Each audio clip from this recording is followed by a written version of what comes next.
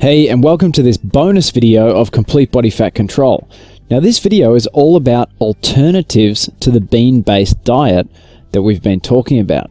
Now obviously you might be very interested in this because, you know, all those beans, well, they're not for everybody. So now that you've got the fundamentals down, now that you understand how your body actually uses up your own body fat for energy and how it obviously can't burn your body fat if you're eating a lot of carbohydrates, now I'm going to go through some alternate options that use these same principles, but they apply them in different ways. So the different options that we're going to have a look at today are the evening carb diet, the Atkins diet, a GI or GL diet, primal or paleo lifestyles, and intermittent fasting. And I'm going to go through each one of these and give you a little bit of detail so that you totally understand how each of these diet systems works. Now, like I said, they all work on the same kind of principles around controlling your insulin and also just in general working with your body and how the hormones in your body work around your fat loss and fat usage for energy. So I'm going to start off first of all with the evening carb diet. Now this one in particular is interesting because it gives you the option to eat quite a wide variety of foods, because this is all about the timing of meals rather than exact food selections. Now that said, you still do have to be pretty particular about your food selections during the day, and even in the evenings there's also some other rules to follow. So I'm going to go through them so that you understand what's going on with this particular diet. Now, as you already know, when you're asleep overnight, you're actually in a fasted state. And what that means is that eventually through the night at some point, you'll be running on your own body fat for energy. Now, when you wake up in the morning, as long as you've had a decent sleep, you're almost definitely running on your own body fat for energy. And that's what this diet system takes advantage of. So in the morning, in theory, you're going to eat protein and good healthy fats, and plenty of them too. But you're not going to touch any carbohydrates at all. And then during the day, you're also going to eat plenty of protein and plenty of good healthy fats, plus some vegetables, but nothing too starchy. Now in the evening, some evenings you're going to have protein, again with good fats and vegetables, and other evenings you're going to have protein, but you're going to keep this particular meal low fat because you're going to have some carbohydrates and some vegetables. Now at night, there's definitely a no snacks before bed rule, because the way that this system works is to really focus in on the timing of these meals as well as the kinds of foods that you're eating. So if you think about that, for example, just to give you a quick example, in the morning you might be having, for example, some eggs and bacon, something like that.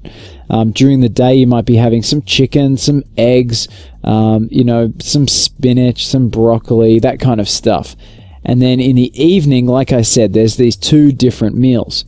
Now, depending on your fat loss requirements and how your body responds to this and what kind of results you get, you might only make, for example, one in every 2 nights, so every second night, the evening where you have the carbohydrate meal in the evening. That is the carbohydrate with low fat. Now, you know, if your goals are quite a bit bigger, or if your body isn't really responding to that, you might actually stretch that out so that you go, for example, and have the carbohydrate meal in the evening every 3rd night, or maybe even every 4th night.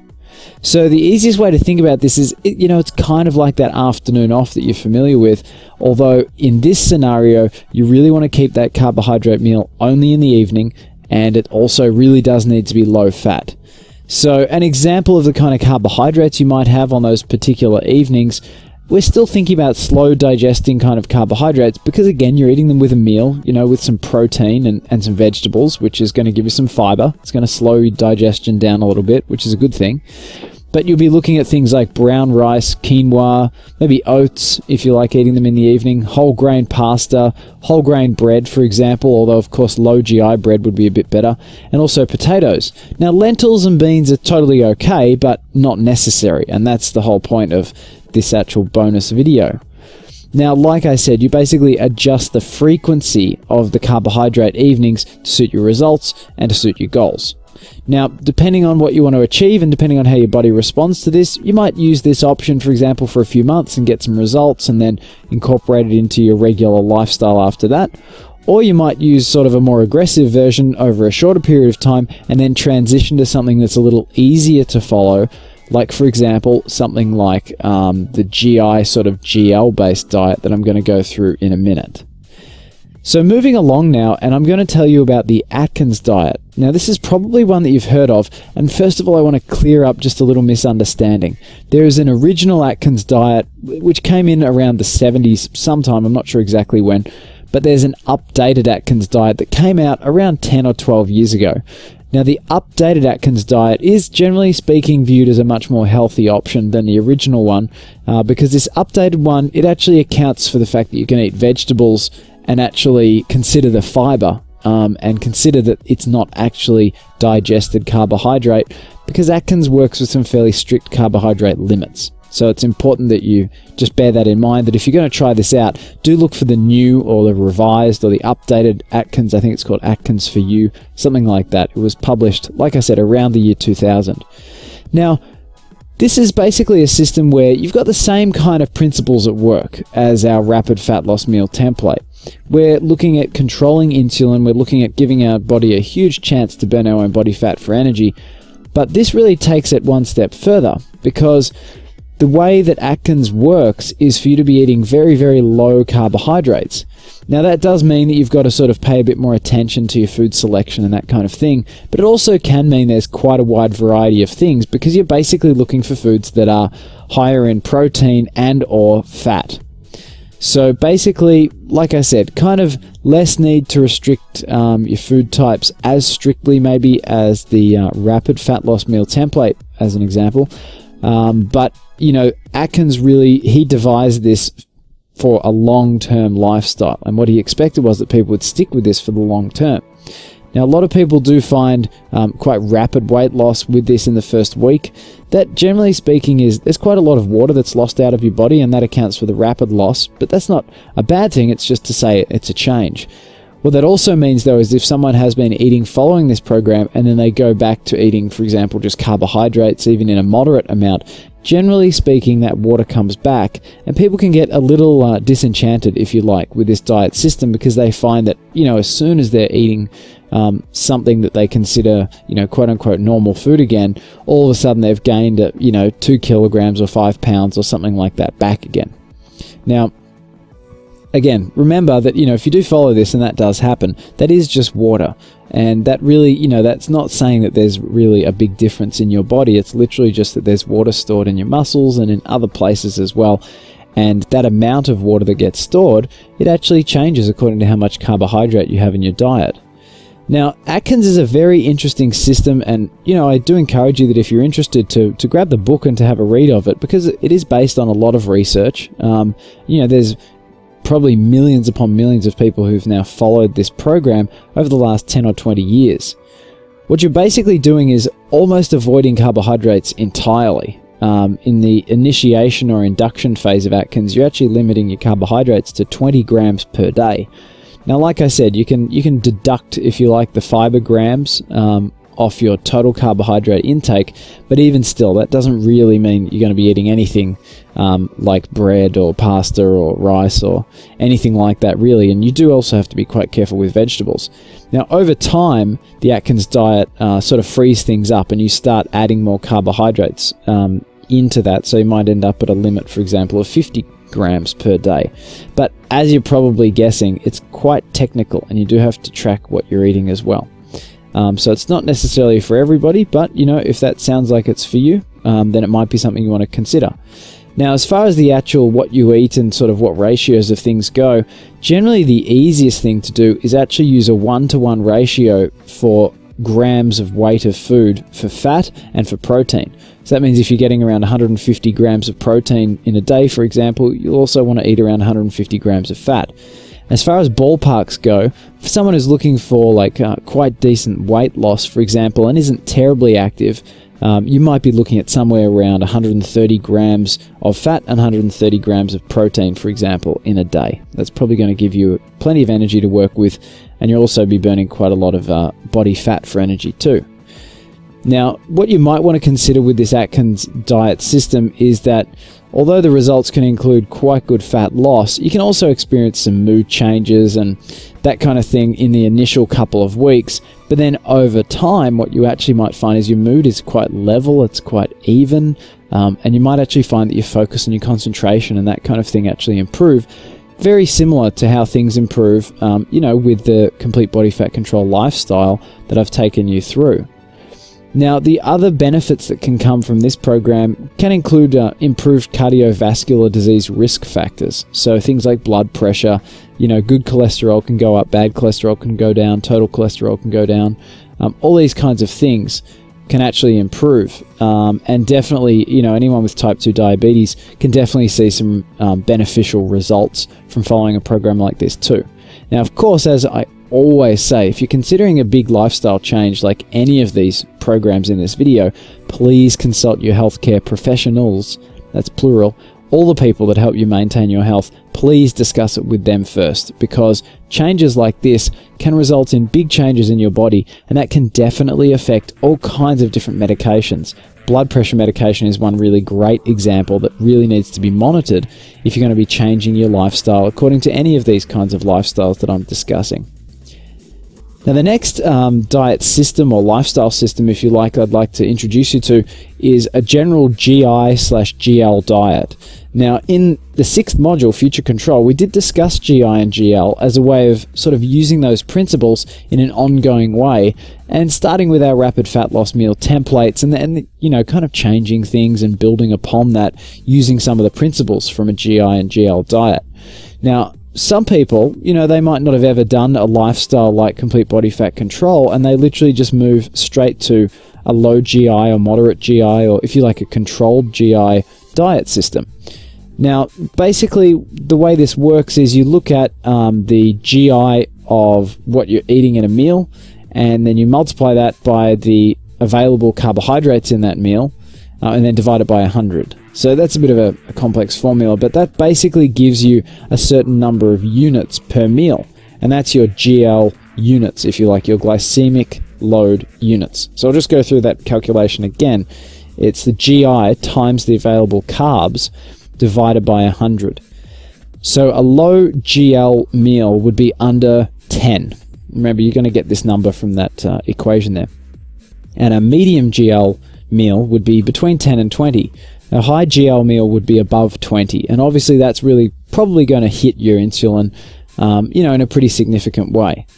So the idea here is that you limit your GLs, that is the glycemic load units, to 15 per meal, and that's kind of your upper. You don't want to go too low, but that's kind of, you aim for around 15 and probably no more than. And also what you want to do is limit your total day intake to between 50 and 90 GL units. And so really what that means is, you might be having 4 meals, for example, of 15, and that works out to be 60 units in a day, something like that. You might have 5 meals, sort of smaller meals, and you might have that, it might be 5 meals of, 12, and that works out to be 60, or it might be 5 of 15, and obviously, you can start playing with those numbers, and depending on your goals, and depending on how your body responds to this kind of diet, this could actually give you quite good results, and it can be quite easy to follow, because again, it leaves the food choices way open. All you need to do is a little bit of research on the GI of all of the foods that you're eating, and let me tell you, that can be actually quite easy to find online with a couple of Google searches. Now, with this diet system, my recommendation is to still maintain that 12 on, 12 off method that we've talked about. That is, of course, eating your meals across 12 hours of the day and then having 12 hours off eating, which, if you haven't heard of that, or, this is kind of sounding like a bit of a new thing to you, the idea there is basically that by having 12 hours off overnight, and that sounds like a long time, but it's really not, because if you think about, eating a couple of hours before you go to bed and then being in bed for 8 hours and eating, half an hour after you get up, it's quite easy for that amount of time to sort of rack up.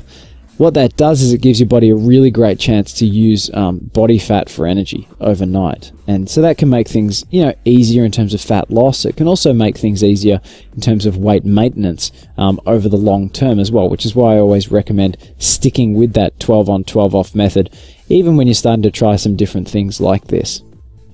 So the GI-GL diet may be one that you'd like to consider. Like I said, it opens out your food choices quite a bit. You just need to do a few little calculations with the meals that you're eating, and probably after a couple of weeks you'd end up getting a pretty good feel for the kind of foods that you're eating and the kind of meals that you're creating and how many GL units that actually equals. The next lifestyle, and I should actually say lifestyles because they are slightly different, but I've put them together for a good reason, are the primal and paleo lifestyles. Now, basically, both of these lifestyles are based around what man ate before modern agriculture came to be.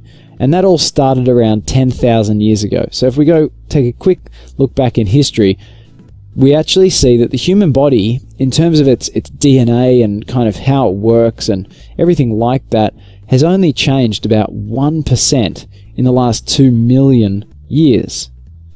So, in theory, the way that these guys think through this lifestyle is that if the body has only changed 1% in the last 2 million years, but modern agriculture started 10,000 years ago, which is obviously a very, very small slice of 2 million years, then, really, how on earth would we have actually evolved to be able to process so much grain and so much carbohydrate in large amounts? And also, how have we evolved to eat this processed food, which really, let's be realistic, a lot of processed food has only turned up in the human race maybe in the last 50 to 75 years.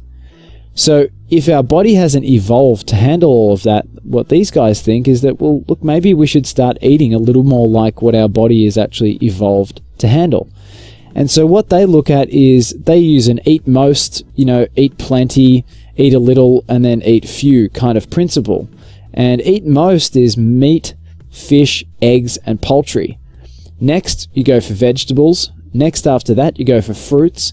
And then you go for nuts and seeds. So the general guiding principles are that you're having high quality nutrition and that a lot of your foods have a lot of vitamins and minerals in them. And you're eating your foods for good health and vitality, and also to support your strength and your energy needs. So in this way, it's quite a well thought through approach, and that's why it appeals to a lot of people.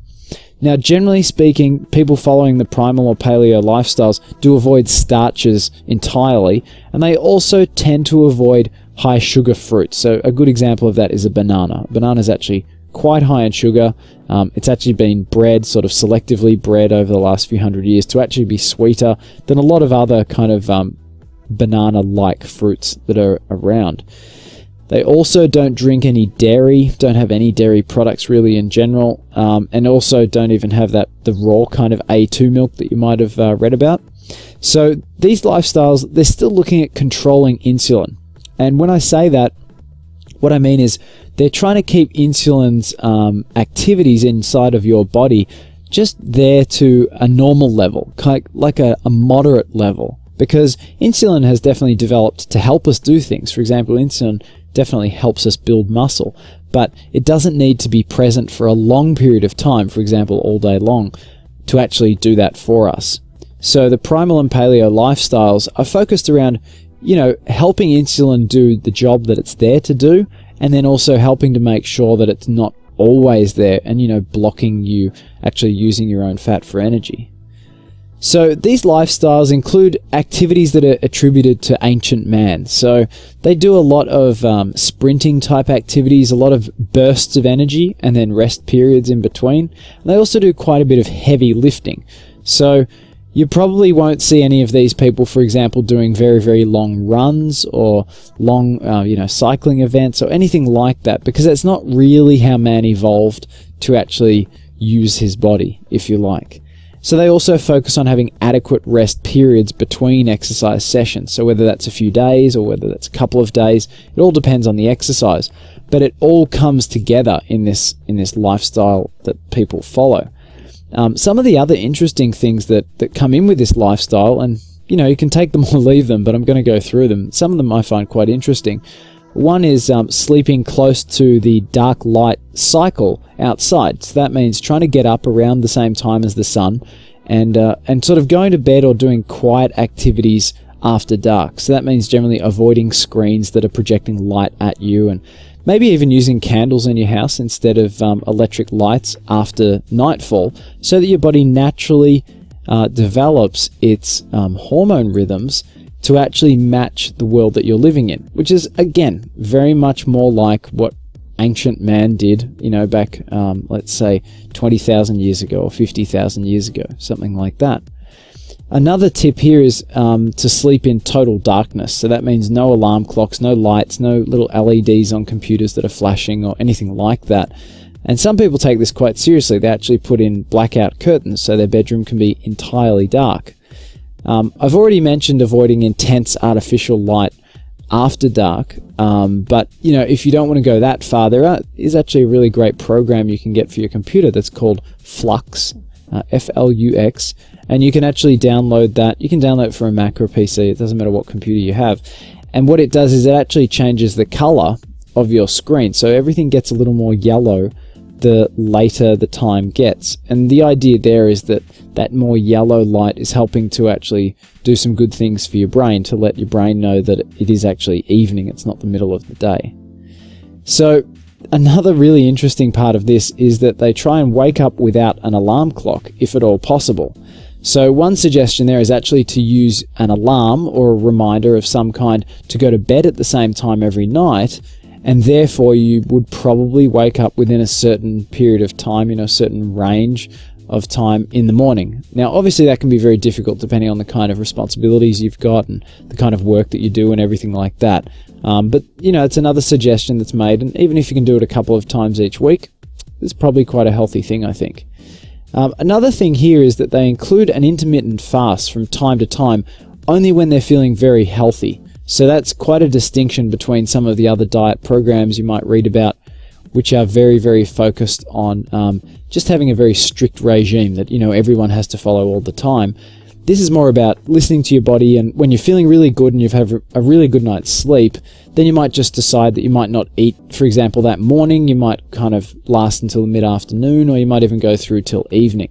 Because again, that's something that the human body has definitely evolved to do, and there's a lot of research around showing that intermittent fasting is actually a very, very healthy thing pretty much for everybody. And I'm going to talk about that a little bit more just in a minute. Now, with this lifestyle, you do need quite a bit of attention to detail in terms of food lists, and also monitoring your food energy intake, that is the calories that you're taking in. And the reason I say that is because some of the things on the what you can eat list, for example, nuts and seeds, it's really easy to eat quite a lot of them. And if you do eat a lot of them, well, you're going to actually be ingesting quite a lot of extra food energy that you might not need. And whenever you're doing that, there is a good chance that some of that's going to get stored as fat, even if it's this really good quality, healthy food.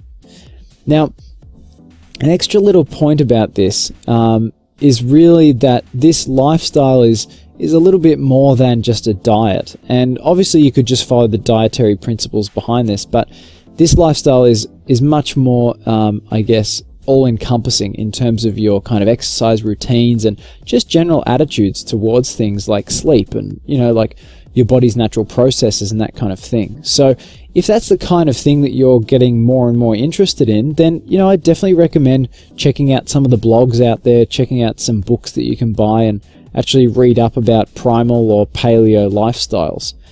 There's a lot of sort of minor variations between them. Some people eat a bit of dairy, natural yogurt, other people steer clear of it entirely, and just little differences like that. But it's quite relaxed in terms of those differences. Everyone seems to kind of find their own way to do it. So if it sounds like it's interesting to you, there's lots of resources out there that you can check out. Now, both of those lifestyles, primal and paleo, like I said, they really are best when they're combined with intermittent fasting. But you can also do intermittent fasting completely by itself, and that's something that I've tried out myself, and I know quite a few people who've done it, and look, they've got some fantastic fat loss results. There's a lot of food variety that you can enjoy, because realistically you can have any kind of food you want, and this stuff, look, it's not rocket science. It's actually really, really easy to follow. Basically, you just don't eat for a period of time and then you start eating again. That's the simplest way to explain intermittent fasting. Now, there's a little bit of a stigma out there, I feel, and a little bit of a negative attitude towards literally not eating. And I think I understand that, that's fair enough, because it probably comes from the idea of, supermodels who are starving themselves to be skinny and they eat, 3 peas in a meal and then they're done for the day. But this really is quite different to that. The idea with intermittent fasting is that you're not really cutting out too many calories out of your diet. For example, over an entire week, you might only be cutting out, a couple of thousand calories, for example. So really, the idea here is that you eat according to your regular schedule and you literally just kind of drop out some of your meals and then just continue eating like normal. Now, one little danger I just want to warn you about here is with intermittent fasting, it can be quite tempting to actually overeat when you actually get started eating, when you haven't been eating for an extended period of time. And that's really, it's a temptation, and it's definitely probably what your body feels like doing at the time. But if you can just kind of work around that and eat foods that feel really satisfying, you definitely don't need to eat huge amounts and get a stomachache or anything like that. And it really is best to avoid doing that. Now, just getting into some of the details of intermittent fasting, like I said, there's some pretty impressive results around. You can see them on the internet for yourself in terms of fat loss. And there's also some very interesting technical discussions, if you like, about muscle gain. Because one of the things intermittent fasting does is it actually prompts your body to release a little bit of extra growth hormone, which, of course, by its name, you can tell is going to help you grow more muscle. Now, intermittent fasting really is best when it's combined with working out. And there's a few reasons for that. One of the big ones is these muscle gains that you can get. You can really get the most out of the workouts that you're doing. But also, giving your body a chance to be without insulin for an extended period of time also means that if you're working out at the same time as following an intermittent fasting lifestyle, you can get some really fast fat loss, which can show up, it can be visible in a matter of weeks. Obviously, that's something that probably a lot of people like the sound of. So what I'm going to do now is I'll take you through a little bit more of the detail about how intermittent fasting actually works. Now, one of the other benefits I do want to mention first is that your insulin sensitivity can actually increase, which actually means quite good things for you in the long term, because the more sensitive you are to insulin, of course, the less you actually release into your bloodstream, and therefore the easier it is to maintain a lower body fat percentage. So a lot of people tend to report increased focus and, increased productivity with intermittent fasting, which is maybe not necessarily something that you would associate with not eating for an extended period of time. Now, like I said, it is based around the principle of the kind of Paleolithic era of that paleo man who was hunting and eating, and then he was generally speaking without much food for a few days, and then he'd hunt and he'd eat again. So that's where this whole idea came from, and there's quite a lot of good science out there now that discusses exactly the effects that intermittent fasting has on the body. So there's a few different options. The first option is an 18-hour fast every single day. So what that might look like, for example, is, maybe you have your last food of the evening at around 7 or 8 p.m. And then if you count forward, let's say, first of all, if you count forward 12 hours, that gets you to 8 a.m. and you've got another 6 hours. And so then that gets you through to about 2 p.m. So you're eating between about 2 p.m. and 8 p.m. every day. And then the rest of the time, you're literally just not eating. You're drinking some water, you're having some tea, maybe some black coffee, that kind of stuff. Now, that's one option that can work for people. And remember, that's an everyday kind of an option if you're going to really follow this for intense fat loss results. If you use this a couple of times a week, it probably would still help you out. And intermittent fasting is also something that can be combined with other lifestyles. For example, the Complete Bodyfat Control lifestyle can work with intermittent fasting quite well. The second option is where you actually do a 24-hour fast, and you only do that twice a week. So in that example, you might actually stop eating at, say, 7 p.m., maybe even 6 p.m. one day, and then literally you wouldn't eat as you were sleeping overnight, and then the next day you'd get up, you'd go about your day, you'd have some tea, maybe some coffee, some water obviously, and then you'd start eating again that evening at the 6 p.m. or 7 p.m. mark. Now this can be quite I guess mentally challenging the first time you do it, and that's because it sounds really, really strange to go for such a long period of time without food. Now, let me tell you, as someone who's actually done this, it's actually quite surprising that once you kind of get through the first few hours of the day, it's actually quite easy to just literally forget that you're not actually having anything to eat and just get on with your day and be quite busy. Now, I've noticed that kind of as you come towards the 2 p.m., 3 p.m., 4 p.m. mark, you start thinking about food because obviously, it's a regular part of your day, and in this particular day, you haven't actually had anything to eat at that point. So you do start thinking about it potentially, and you might have some hunger type feelings that come along with it. But rest assured that if you've heard any kind of reports about, your muscle wasting away or your body feeding on your muscle when, when you're in a fasted state, or you're in this kind of state where you're actually, eating up your own muscle for energy, literally that really doesn't happen in the human body until you haven't eaten for about 3 days. So none of this intermittent fasting is going to be doing that kind of effect on your body. In actual fact, like I said earlier, with growth hormone increasing, you'll actually be more likely to get muscle gains rather than losing muscle. There are some other variations out there of intermittent fasting. Those couple that I mentioned are just 2, and literally there are variations, for example, 16 hours instead of 18 hours, and doing that every single day, and that works well for some people. There's other people who do the 24 hours on, 24 hours off kind of rule, and they literally just keep cycling that from day to day. So rather than doing the 24-hour fast twice a week, they actually are doing it every second day, I guess. And, some people really, really like that as well. The reality with intermittent fasting is that there's quite a lot of good research out there already, but it's also still quite a new field in terms of people figuring out lifestyles that actually work quite well around this. So if it's something that you're interested in, again, I'd encourage you to learn a bit more about it, but what I've given you right there is literally as much as you need to get started with it and to get some results with it as well. And that concludes all of the different alternatives that there are to the bean-based diet that still work around your body's insulin and around how to burn your own body fat for energy in a healthy way. All of the options that I presented here in this actual bonus, they all work with your body and how your body wants to burn your body fat for energy. None of them are doing artificial things to your body. They're not kind of tricking your body into doing things that it wouldn't otherwise do or anything like that. All of these variations, and if you kind of read between the lines here, probably a few of these could work together as well if you wanted to start really customizing things. But all these variations can definitely help you achieve weight loss results. You can lose fat, potentially gain some muscle as well. That'll be easier with certain diets and more difficult with others. But at the end of the day, really all of these are going to help you with a lot of health factors. And that's really why I've included each one of them in this particular bonus. So I hope that that's given you some food for thought, pardon the pun. I hope that you're having a think through about, whether one of these might suit you better in the long term, or whether it's just something you'd like to try for a few months or that kind of thing. Or maybe whether, you know someone who's really likes the idea of this kind of lifestyle change, but they just can't eat beans for whatever reason. Here are some other examples of, methods that they could be using to actually get some really great results and enjoy a better standard of health in their life.